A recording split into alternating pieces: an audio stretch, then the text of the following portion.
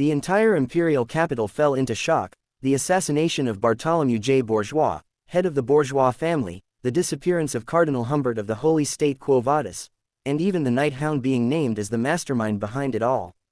According to the investigation, the Night Hound intruded during Bartholomew's banquet with the Academy students, and through Bartholomew's heroic sacrifice, all students were rescued safely. However, unfortunately, most of the students who survived testified that they had no memory of the incident. Damien J. Bourgeois, acting head of the Bourgeois family, stated that the situation will be resolved as quickly as possible, and officially announced that since a successor has already been decided, the confusion will soon subside, bringing the incident to a temporary close. Meanwhile, despite the assassination of the Bourgeois family head and the disappearance of the Quo Vadis cardinal, Colosseo Academy was fully occupied with preparations for final exams and the parents' observation events. "Whoa, is this a school or a botanical garden?" said tutor. Bianca then said, "Why did the principal wish to start such large-scale construction as soon as he came back, making the school noisy?" Sancho then said, "Still doesn't the school smell nicer than before?" "Yeah." Tutor replied, "It just smells like fertilizer." PG then said, "Because of the upcoming parents' visitation events, it looks like they are doing beautification projects all over the place. Even the training hall that had mana barrier issues during the midterm seems to be reinforced with mana stone in preparation for the final ranking matches. It feels a bit excessive, probably because they are conscious of guests from the 7 great families." "All that showmanship," said Bianca. Tutor then asked, "But have you still not made up with Sinclair?" Bianca, "I heard you even changed dorm rooms." Bianca then said, "I told you several times we didn't even fight to begin with. For days now, she hasn't responded when I talk to her and looks really unwell. So I just moved rooms temporarily to give her some time to think alone." PG then said, "Come to think of it, she hasn't been attending classes either. I don't think I've seen her outside." "You don't unless it was for training." Sancho then asked, "Did something really happen?" At that moment, Dolores then called them. They all replied, "President Dolores." She then said, "Have you been well? It's been a while." Bianca then says, "Have you been well? But your outfit, President." She then said, "The student council is leading the preparation for both the competition and the events, so I'm wearing this in an administrative capacity." They were all surprised by this. PG then said, "You must have been shaking after the head of the family incident, please don't push yourself too hard." Dolores then said, It is fine. I had something like a blindfold over my eyes, so I didn't really see what happened." Tutor then said, "The Night Hound dare take the president hostage. If I run into him again, I'll catch him no matter what." Says the one who froze up, and couldn't do anything at last festival, said Bianca.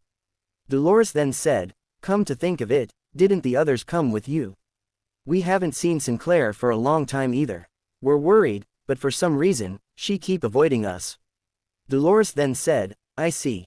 As she thought to herself, "We really should go see Sinclair soon." She looked really confused back then, but after seeing a demon right in front of her, and even watching someone die, it's only natural she'd be shocked.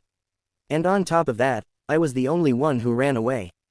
PG then said, As for Vikier, he went back to the dorms first, probably spending time alone like last time." Tutor immediately covered his mouth and then said, "Vikier said he was going to train, and went back earlier." Sweat on the ground. Everyone was surprised to see Vikier raising pounds of weight like it was nothing. He looked in the mirror as he thought to himself, the Decarabia, after using all his remaining mana to protect the Saintess and falling asleep, he still hasn't woken up. He was more helpful than expected, in the fight against the 6th corpse. Since I was wearing him openly around my neck, the Saintess might have noticed my identity.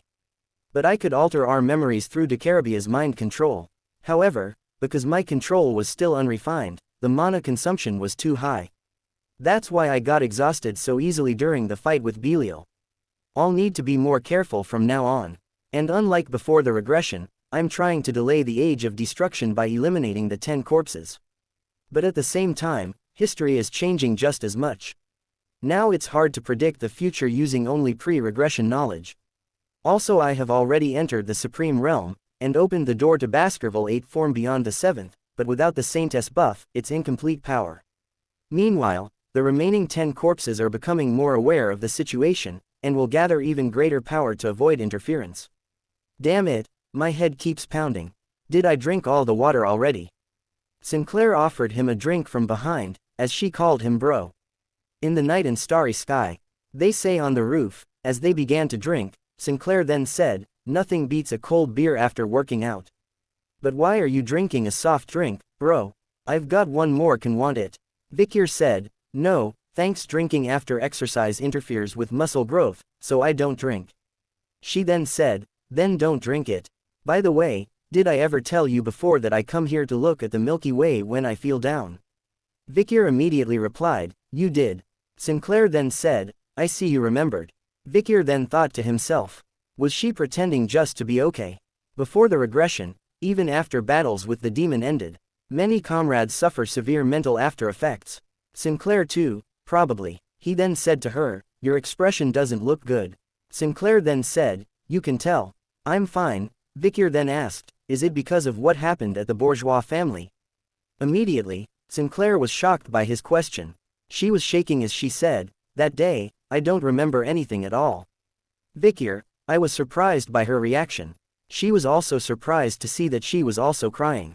She then said, why are tears falling? I wasn't trying to cry. I'm fine though, I'm fine.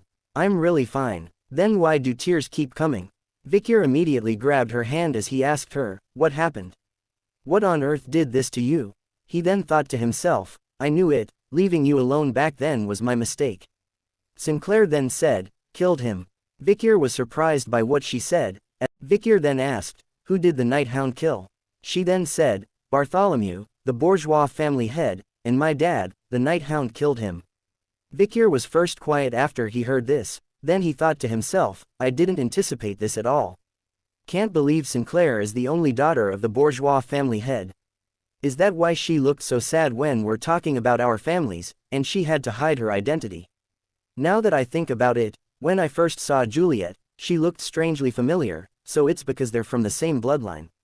Also, she wasn't reacting out of shock back then. It was pure hatred towards me.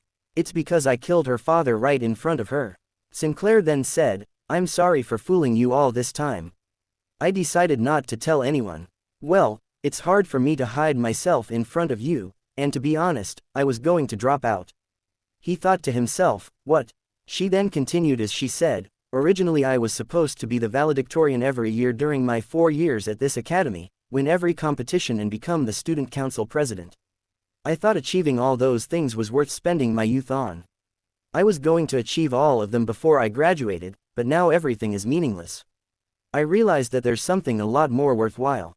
So I wanted to do one last thing before I drop out of the academy. You could say is the most worthwhile thing to do in my youth. She then said, Vikir, I want to date you. Vikir then replied, as he turns his face away, why do you think so highly of me? I'm not the great person you think I am. She comes closer to him and she said, you're wrong. In my eyes, you're the coolest and most amazing person ever. You helped PG during the entrance ceremony when he was bullied. You faced extremely challenging question head-on, time and time again. One time, you didn't hesitate to retrieve something from the sewers and jumped right in. You don't back down from the violence. Instead, you face it. You destroy the treasure room gate, which was thought to be indestructible. Also, this is also a different topic, but when the Night Hound killed my dad, President Dolores was standing next to him, they were working together. She's my senior in the academy, the one I trusted and relied on, which made her betrayal feel all the more worse. I no longer know who to trust, but I think I can trust you. We wrote the newspaper about how bad the Night Hound is. I'm sure you know just how wicked he is. You're the only one I have now, the only person who can understand me. Vikir stood up and then said, I sympathize with you, really. I understand your feelings towards me, but I can't accept your confession.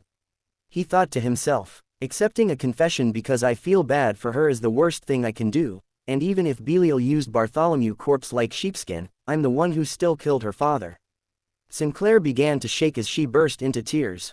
As she then said, what you're saying is that now is not the time, right? Then will you accept me when the time comes?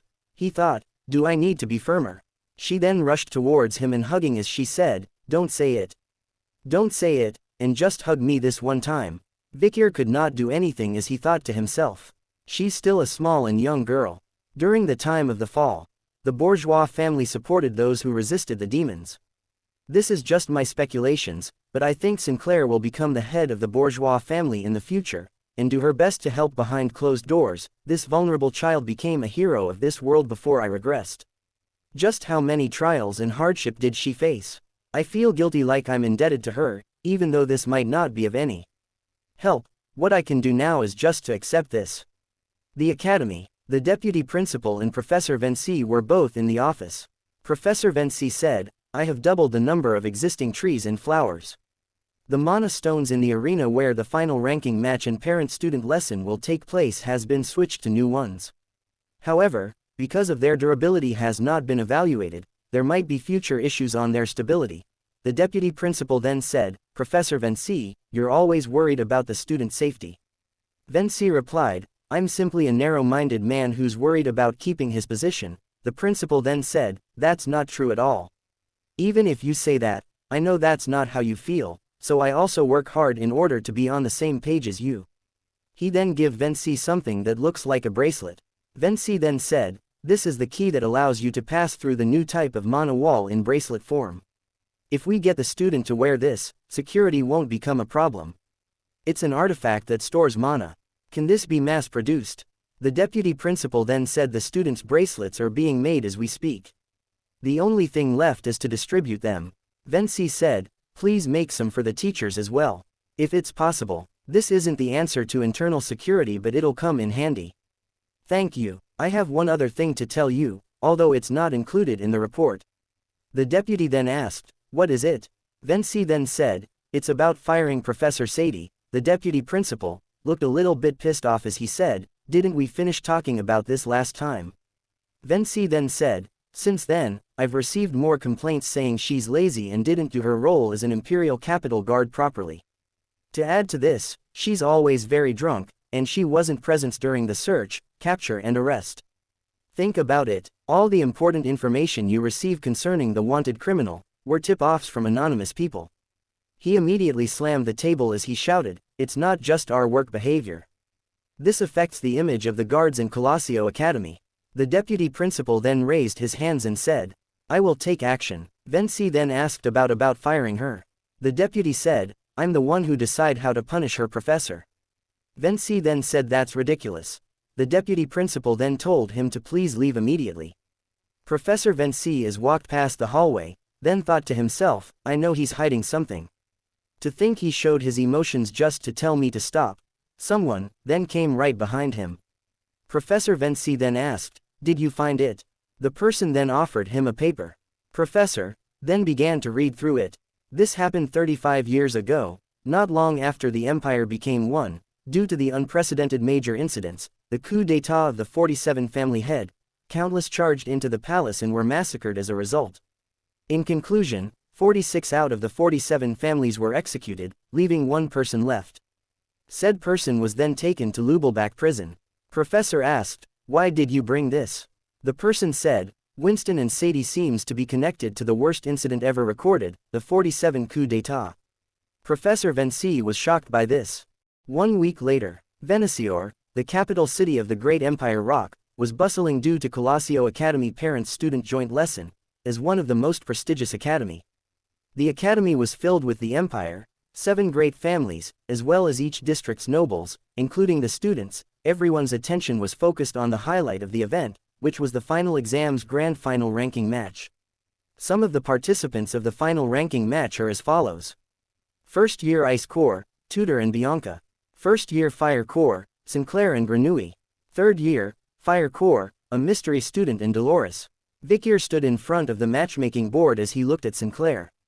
He then remembered what she said last time. I'm sorry for being clingy.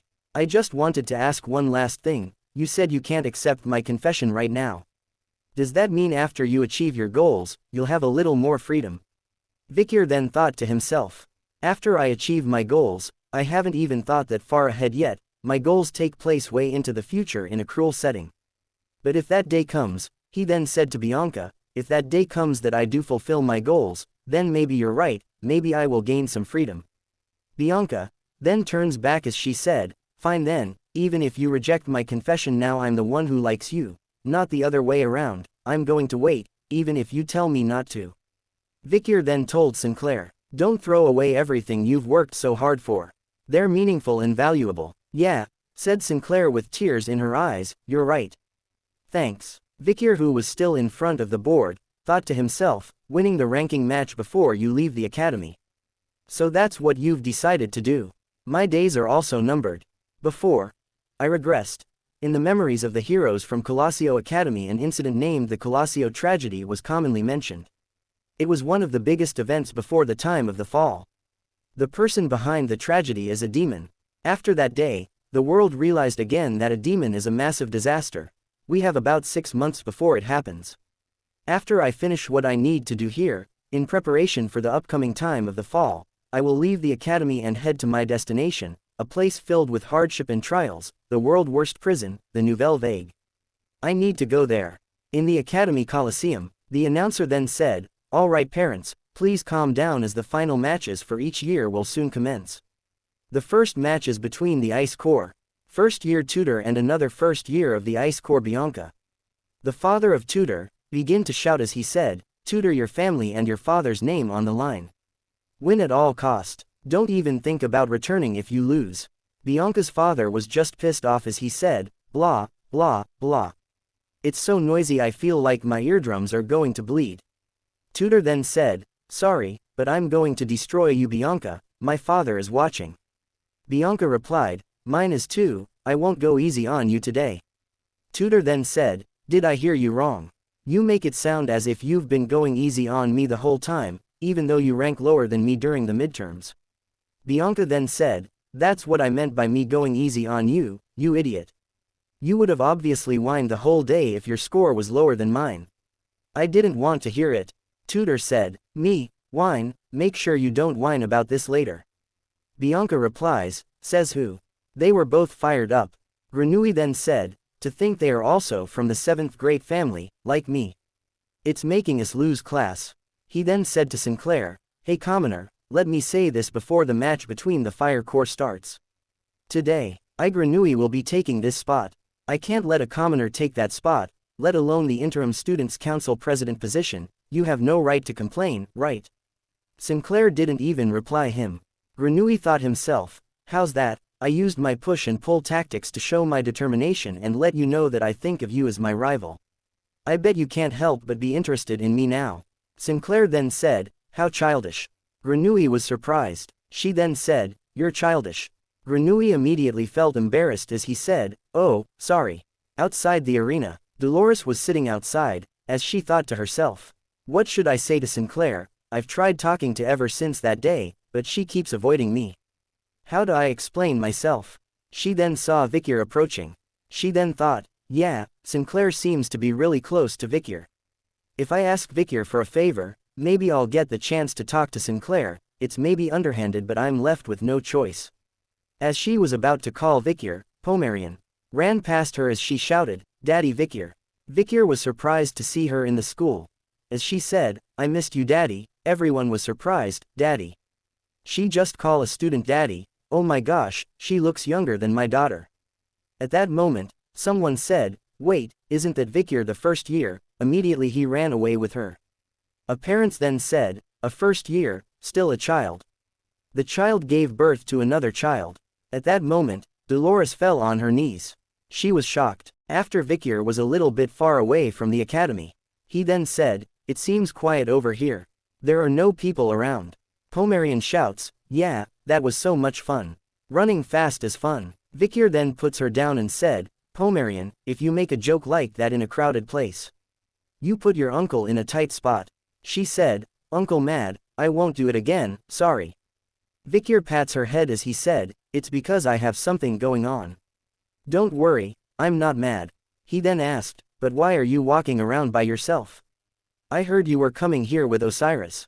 Where is he? Pomerian said, Big Uncle went to get the entrance bracelets and I was playing hide and seek with the burrow uncles while waiting. I wanted to see you quickly uncle, so I snuck in. Vikyr thought himself, sounds like she puts Hugo in a pinch. If he finds out they lost Pomerian, he's gonna lose it. He then said, okay, let's go. I'll take you to Big Uncle. She then replied, okay. After a few steps, Vikyr stopped suddenly. He looked startled, as he thought himself, someone snuck up on me. The person then said, "Sir, I'm thirsty." As he looked back, it was an old lady. She then said, "I'm thirsty." Vikir thought to himself, this woman, the Lune Church's Pope and the matriarchy of Quo Vadis family. She has lived for over 200 years since the Warring State period before the Empire was united, up to the present, being the oldest among the very few living traditionalist saintess. She's what is referred to as a living legend. Navika of Lune Quo Vadis 1. Why is she here? Before I regressed. I only knew about her from history books because she was already dead at this point in time. It's said that she died because an insider who was after her power had poisoned her. But history has changed. Is this the result of my actions after regression? The Pope's power will be a massive help to the future of mankind. At that moment, she struck Vikir's head. As she, "Give me water, boy." Vikir kept quiet and thought himself. The saintess was right. The present Pope is not in her right mind. I don't think she'll be of any help at all. What was that strange feeling I felt earlier? Pomerian then began to shout at the Pope, "Why are you hitting my uncle?" At that moment Dolores came running. She then said, "So this is where you were, Pope, where is Sir Peter? And why are you alone?" The Pope replied, "I don't know where he went." "Water, give me water." Dolores replied, "Water, are you thirsty?" Vikir then said, "If you are after a well, then it's over there. Please drink the water over there." She lifted up the bowl as she said, "Give it to me with this." They were surprised, because the bowl was already broken from beneath, so all the water will leak out. She then threw the bowl into the well, and then said, "Now it won't leak. All things are best in their natural form. If a floor has holes or cracks, you should just leave it be. You can fill all the holes and crack if you envelop it with something larger. Don't try to forcefully fill it up. The best you can do is to let it unfold naturally." Vikir then took the bowl and said, "But you can't drink any water with this." Vikir then told the baby madam to web it. She webbed it, immediately covering the cracks. The Pope was surprised. Vikir then said, "If you are tasty, there's available water in front of you. This is the only tool you can use, and there's a hole in it. Shouldn't you do everything you can to collect the water?" They were surprised by this. Even the Pope opened her eyes. At that moment the Pope attendant arrived as he then said, "So this is where you were. You scared the light out of me." Dolores then said, "Sir Peter." He replied, "I was worried because she disappeared all of a sudden, thankfully you were with her." The Pope then said to Vikir, "This is true, you can use that method too, not giving up, no matter the challenge, finding a way, no matter what. This is the path you walk, as well as the life you will live." She then said to her attendant, "Let's go, boy." She then stopped as she said, "Thanks, because of you, I can leave in peace." As she left they were surprised, questioning what just happened. Dolores then said, "I'm sorry the Pope has been out of his recently. Try not to take her words too seriously." He replied, "It's fine," as he began to drink water. Dolores then said, "By the way, Vikir, I heard that back there. Is it true you're her daddy?" Vikir immediately spat out the water he was drinking. He then said, "She's not my daughter, but the younger sister of an acquaintance. You misunderstood our relationship because of her joke." She replied, "I knew it. I figured that must be the case. I asked just to double check," as she thought to herself, "Phew, I'm glad she's not his daughter. Why is she glaring at me like that?" She was surprised by Pomerian behavior. Vikir then asked, "Is that why you came looking for me?" She then said, "Oh no, but I want to ask you for a favor, actually." At that moment the announcer on the speaker then said, "All right, the winner of the second year has been decided. Next stop are the ambitious third years, the decisive final ranking match. Participants please head to the arena." Dolores then said, "Already, sorry, Vikir, I'll talk to you later. I need to go for my match."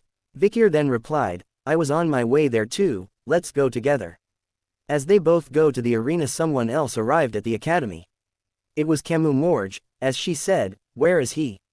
In the arena, the third year's Ice Core Galliot was facing Dolores. They both seemed to be at a stalemate, and then suddenly, Galliot said, "I, who uses perfect four-circle magic and is acknowledged by the professors, would never lose to you, Dolores, who uses divine magic." At that moment he fell down. Dolores was surprised by this, and then the announcer finally announced, "Now, at the end of this intense battle, the winner of the third year, Ice Core, has been crowned. The victor is Dolores." At that moment she raised up her hand in victory. The announcer then said, "The final event, the closing ceremony, will be commencing shortly. May all students and guests please take their seats." Vice Principal Vinci then said, "Hello, students, faculty and parents. I Vice Principal Vinci will be hosting the closing ceremony. To all Colosseo Academy students, I say these words with love and respect." The students who are listening then said, "Love and respect from Professor Vinci, love my ass." He then said, "All students, I'm well aware that you don't like me and also think I'm annoying. However, that's to prepare you for the day where you will leave the academy, a safe haven, and start your grueling journey. To impart you with wisdom and the strength to overcome hardship and adversities. I think I treated you all bluntly and harshly. However, after I met a certain student, I realized many things. I, a professor, learned that what a student truly needs would only come from a student. Through this, I would like to sincerely thank that student who I will not disclose from bottom of my heart. Everyone, if there is a headwind that pushes you back, I hope that headwind becomes a tailwind. I hope the sun always shines warmly upon you, and even if it rains, I hope a rainbow shines above you. I hope the sad days you face become days that will help you more than ones filled with happiness, and more importantly, may your life be filled with love, peace and hope. I sincerely pray for that to come true. All of you have done well this past year. Thank you." That moment, the crowd roared in a very happy cheer. Some students began to cry tears of joy, as they said, "I didn't know Professor Vinci was capable of such words. Maybe someone else wrote that for him." Dolores then said, "The professor had a lot on his mind." The girl beside her then said, "Yeah, I'm so touched. Are you the student he's talking about, Dolores? You interact with Professor Vinci the most." Dolores replied, "I don't think it's me." She then said, "Really? I really want to know who it is."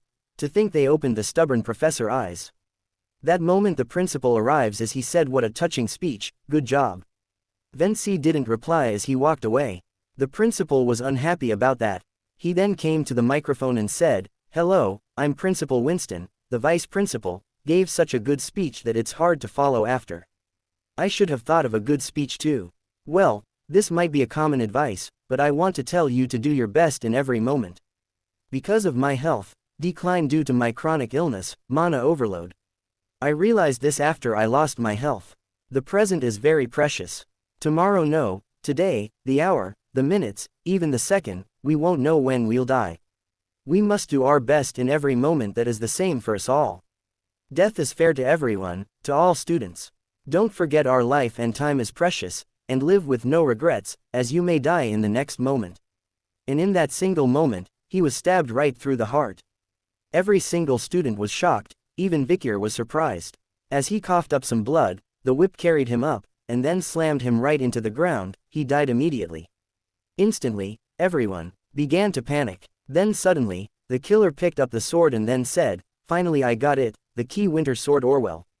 Vinci then said, "That's as far as you go, Ms. Ouroboros."